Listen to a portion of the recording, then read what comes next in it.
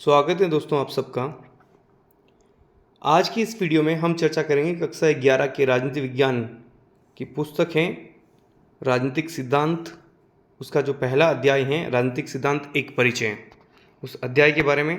दोस्तों अगर आप इस चैनल पर नए हो तो कक्षा 10 के जो सामाजिक विज्ञान के कुछ वीडियोज़ हैं वो अपलोड किए जा चुके हैं। कक्षा 12 के राजनीति विज्ञान के वीडियोज़ अपलोड किए जा चुके हैं और अभी कक्षा 11 का ये शुरुआत है। और पहले राजनीतिक सिद्धांत वाली जो किताब है वो पूरी करवाई जाएगी, उसके बाद में भारतीय संविधान वाली। तो ये जो टॉपिक है दोस्तों ये आपको 2 वीडियो में मिलेगा। ये पार्ट 1 है, पार्ट बी जल्दी ही अपलोड किया जाएगा। तो बिना कोई देरी किए शुरू करते हैं दोस्तों। वीडियो को आखिर तक जरूर देखें, पसंद आए तो इसे लाइक और शेयर जरूर कीजिएगा। राजनीतिक सिद्धांत, बात करते हैं मनुष्य की। मनुष्य अद्वितीय हैं, यूनिक हैं। क्यों हैं यूनिक, क्यों हैं अद्वितीय? तो मनुष्य के पास में विवेक होता है। उसके पास में बाकी सभी प्राणियों से एकमात्र जो चीज़ है जो मनुष्य को अलग करती है वो है विवेक। मनुष्य के पास विवेक की वजह से वो बहुत सारी जो जीव जंतु पशु पक्षी जितने भी जीवन हैं उन सब से मनुष्य अलग हैं और अपनी गतिविधियों में को व्यक्त करने की क्षमता रखता है। भाषा संवाद करने की क्षमता होती है उसमें, भावनाओं आकांक्षाओं को वो व्यक्त कर सकता है। इस प्रकार वो अपनी कई चीज़ें व्यक्त करके दुनिया को बता सकता है। और साथ ही साथ वो विश्लेषण करता है। किन चीज़ों का विश्लेषण करता है मनुष्य? कि समाज संगठित कैसे होना चाहिए, सरकार की आवश्यकता है या नहीं है तो फिर सरकार का सर्वश्रेष्ठ जो रूप है वो कौन सा है। ये बहुत सारे प्रश्न मनुष्य के भीतर चलते हैं। क्या कानून हमारी आज़ादी सीमित करता है? इन सारे प्रश्नों के उत्तर को हल करने के लिए वो हमेशा चर्चा करता रहता है। इसलिए आप देखिए दोस्तों कि राजनीति से हम चाहकर भी नहीं बच सकते हैं। हर चौराहे हर नुक्कड़ पर इसकी चर्चा अक्सर हो जाती है।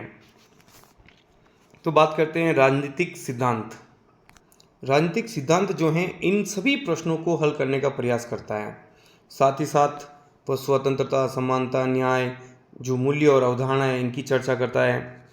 और जो वर्तमान संस्थाएं हैं, कौन कौन सी संस्थाएं देखिए, जैसे सरकार के 3 रूप, व्यवस्थापिका, कार्यपालिका, नौकरशाही, न्यायपालिका, ये किस प्रकार काम करते हैं, इनका सर्वश्रेष्ठ रूप कौन सा है, इसमें कमियां कौन सी हैं, किस प्रकार ये मनुष्य के जीवन को उपयोगी बनाते हैं, ये सब चीज़ें जो हैं राजनीतिक सिद्धांत में अध्ययन किया जाता है।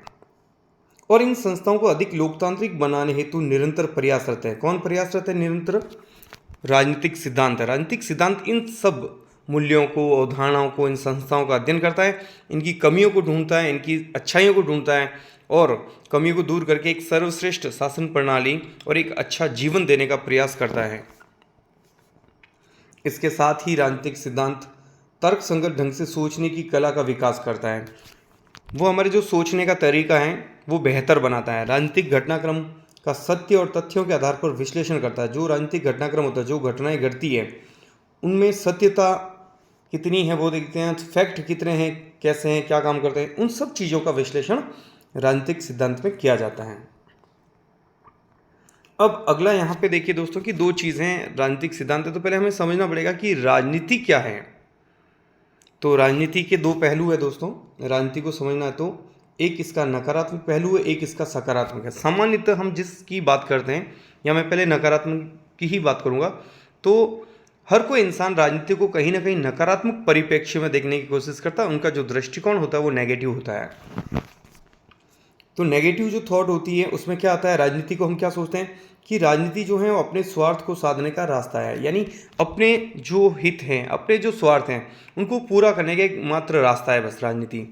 इसी के लिए राजनीति का अर्थ हम लगाते हैं कि दल बदल, झूठे वादे, हिंसा, घोटाले। या मान लीजिएगा कोई क्रिकेट का मैच हो रहा है, एक टीम है, उसमें एक खिलाड़ी की जगह नहीं बनती, वो अंदर आने के लिए जो कुछ भी करता है या बने रहने के लिए, तो हम कहते हैं कि ये राजनीति करता है। किसी स्कूल में देखिए कोई टीचर या कोई विद्यार्थी अपनी बात अगर उसकी नहीं मानी जाए तो वो विभिन्न अलग अलग तरीके अपनाता है, चाहे वो गलत ही क्यों नहीं हो। तो गलत तरीके जब अपनाता है तो हम कहते हैं कि ये जो टीचर हैं या ये जो विद्यार्थी हैं ये राजनीति करता है। घरों में भी ऐसे ही है, परिवार में कोई एक व्यक्ति है जो सबको साथ नहीं रखना चाहता है, वो कुछ ऐसी बातें बोलता है, कुछ ऐसे काम करता है जिससे परिवार में बिखराव होता है, तो उसको भी बोला जा सकता है कि ये हमारे परिवार में राजनीति करता है। तो ये राजनीति का नेगेटिव एक परिप्रेक्ष्य है।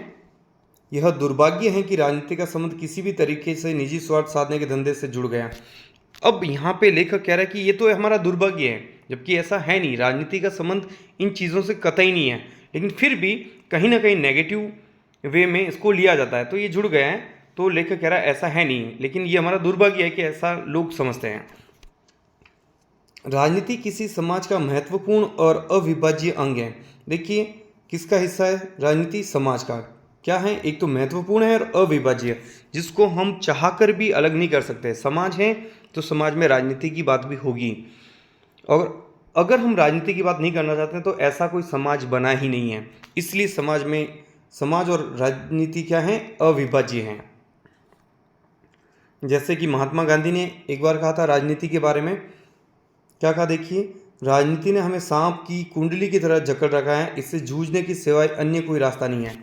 यानी जिस प्रकार सांप की कुंडली है वो जकड़ के बैठता है, तो राजनीति ने भी हमें जो है चारों तरफ से घेर रखा। हम चाह कर भी उस राजनीति से नहीं बच सकते हैं, हमें जूझना ही होगा, हमें उन सवालों के उत्तर ढूंढने ही होंगे और इससे छुटकारा पा नहीं सकते हैं। तो ये नेगेटिव वे में।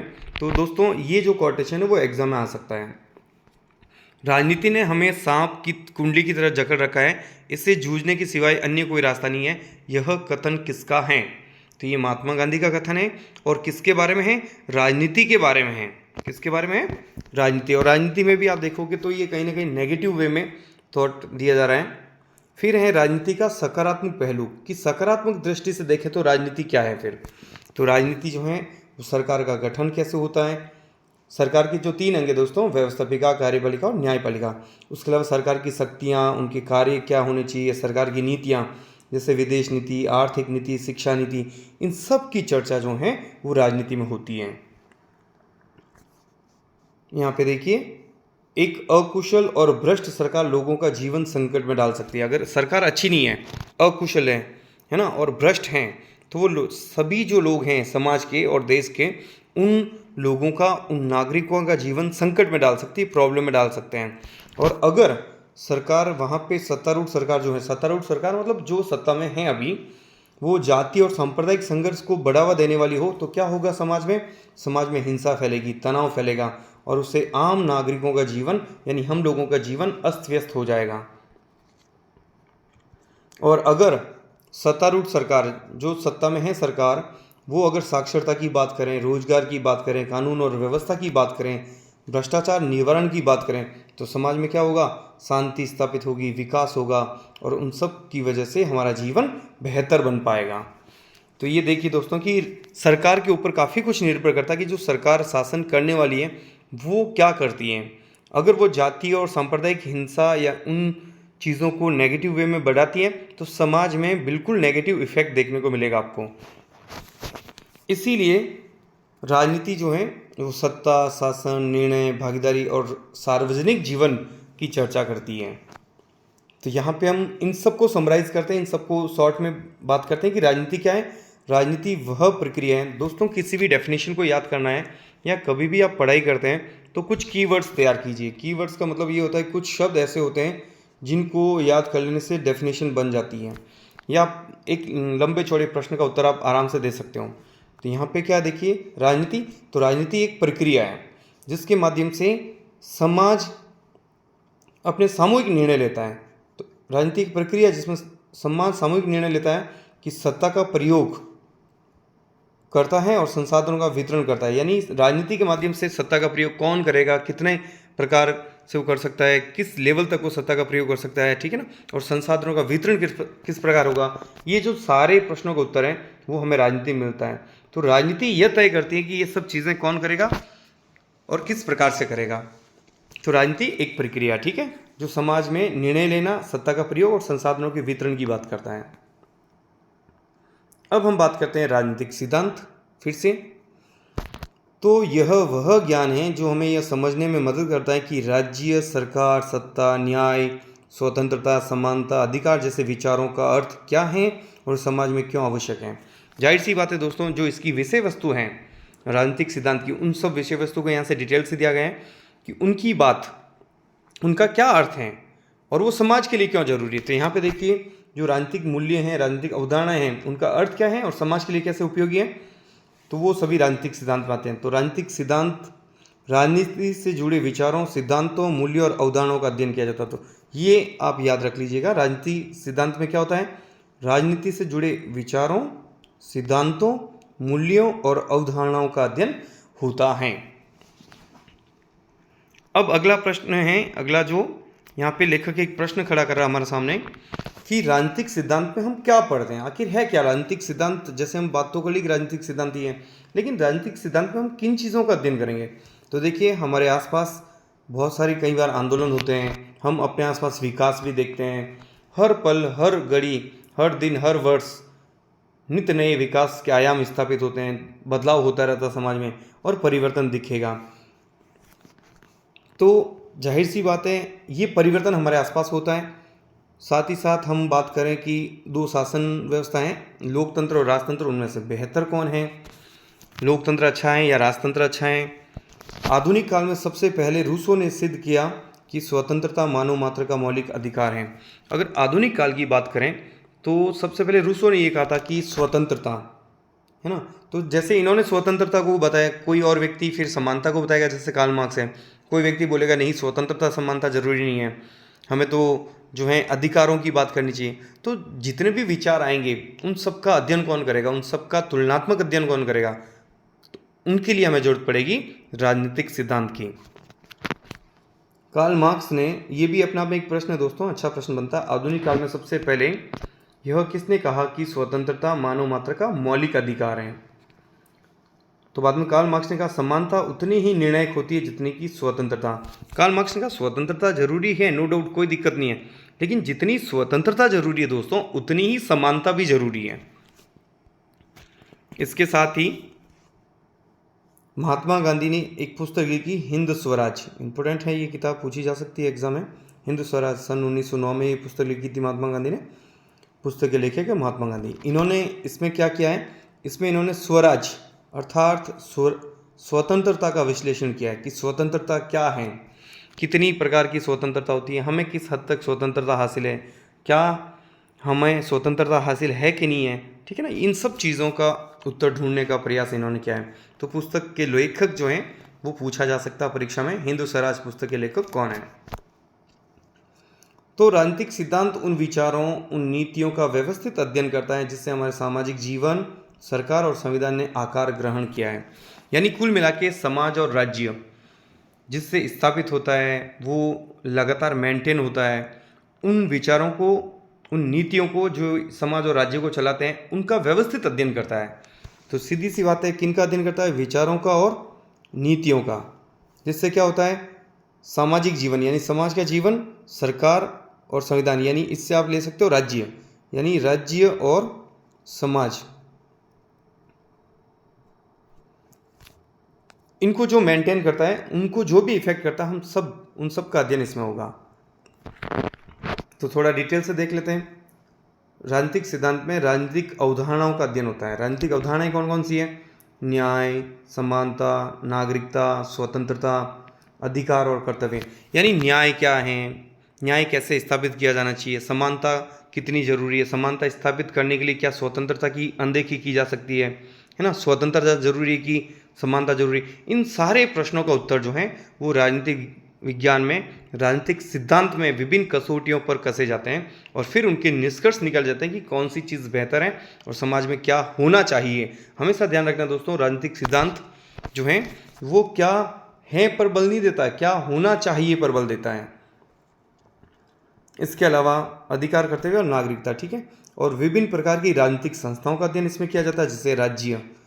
ध्यान रखना दोस्तों, पॉलिटिकल साइंस में, राजनीति विज्ञान में देश के लिए राज्य शब्द मिलेगा आपको। जब जब आप किताबें पढ़ोगे डिटेल से, उन डिटेल वाली किताबों में देश शब्द का इस्तेमाल नहीं होकर के राज्य शब्द का इस्तेमाल होगा। तो राज्य, संविधान, सरकार, संसद, संसद कितने प्रकार की होती है, संसद के प्रतिनिधि कैसे चुने जाते हैं, है ना। न्यायपालिका कितने प्रकार की होती है, जजों को कौन से अधिकार होने चाहिए, न्याय का आधार क्या होना चाहिए, इन सारी चीज़ों का जो है वो अध्ययन राजनीतिक सिद्धांतों में होता है। इसके साथ साथ राजनीतिक मूल्यों का अध्ययन भी होता है, जैसे कि लोकतंत्र, धर्मनिरपेक्षता कितनी महत्वपूर्ण है समाज के लिए, लिए कल्याणकारी राज्य उसे कहते हैं जो एक ऐसा राज्य है जो जनता की भलाई के लिए काम करता है दोस्तों, है ना। और समान अवसर और न्याय, इन सब चीज़ों का जो है अध्ययन राजनीतिक सिद्धांत में किया जाता है। यहाँ पे बस ये विषय वस्तु देख रहे हैं दोस्तों कि राजनीतिक सिद्धांत में किन किन चीज़ों का अध्ययन होता है। साथ ही राजनीतिक विचारधाराओं का, जैसे उदारवाद व्यक्ति की स्वतंत्रता की बात करता है।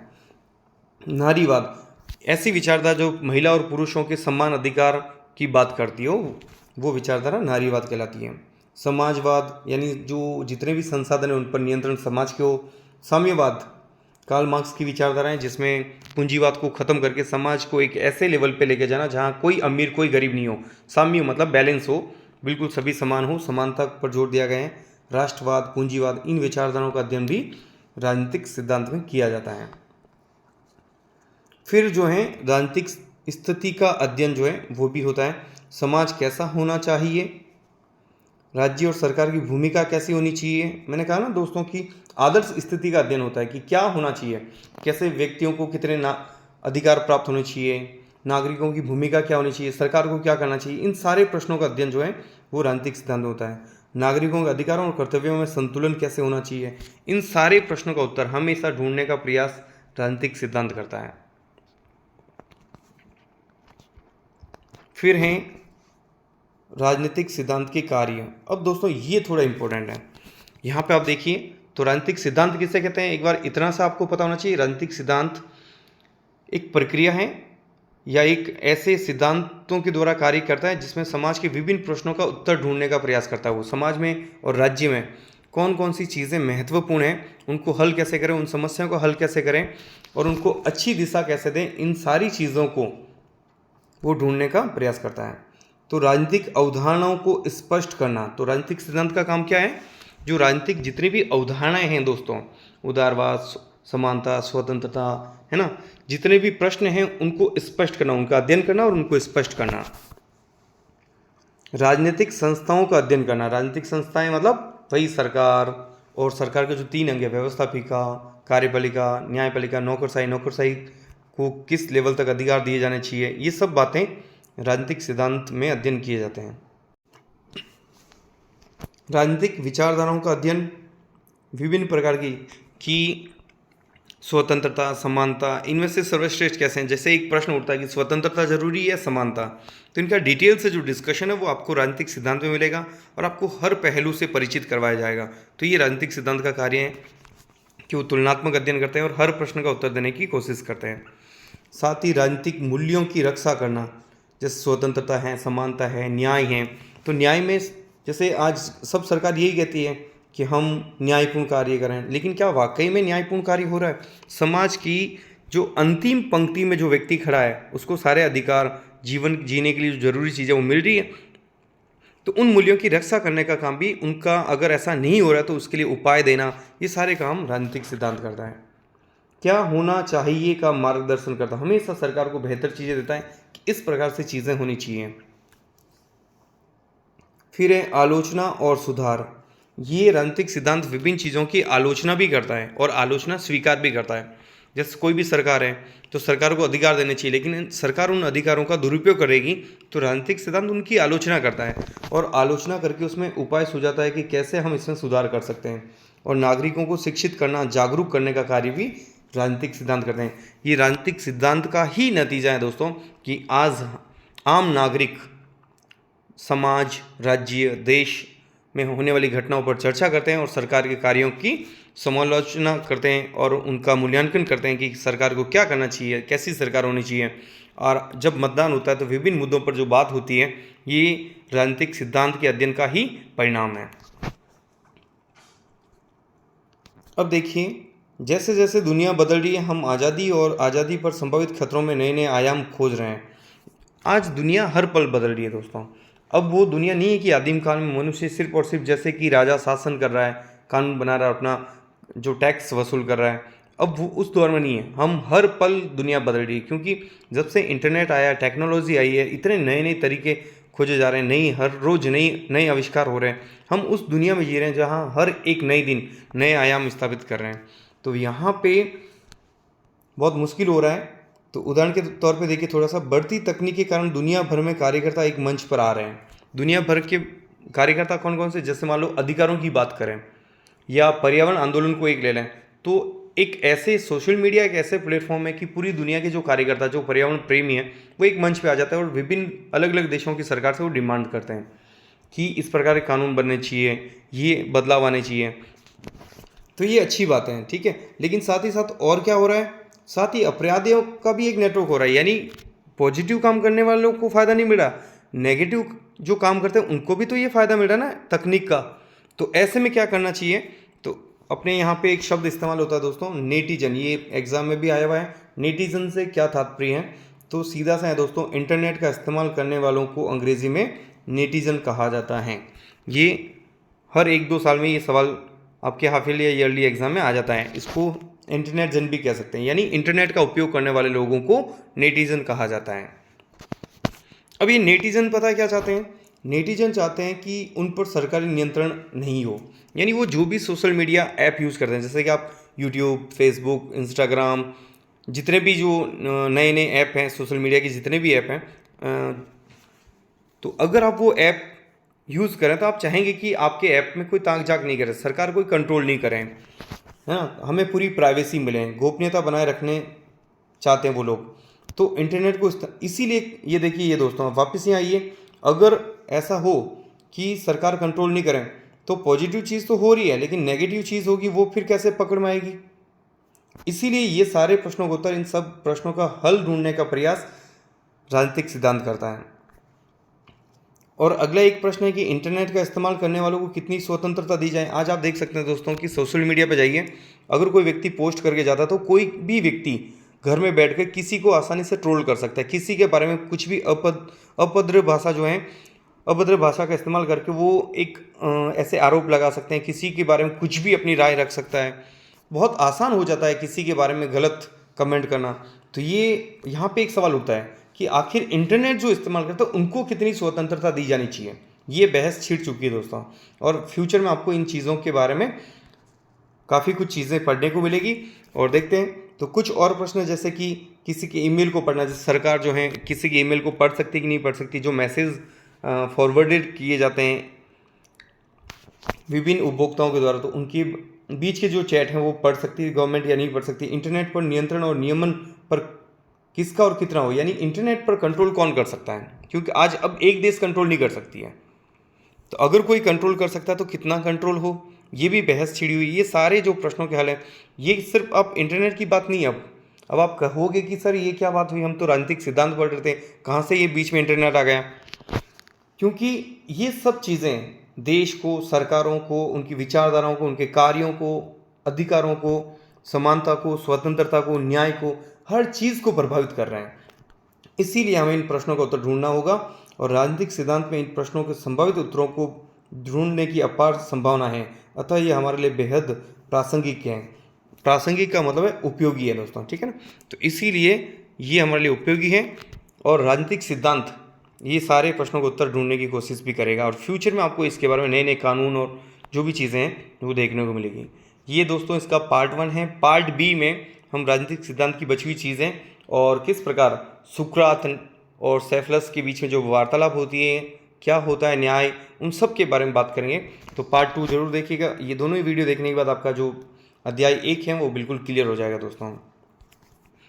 Thank you so much for watching, और वीडियो पसंद आए तो इसे लाइक और शेयर जरूर कीजिएगा दोस्तों अपने दोस्तों के साथ में। Thanks again.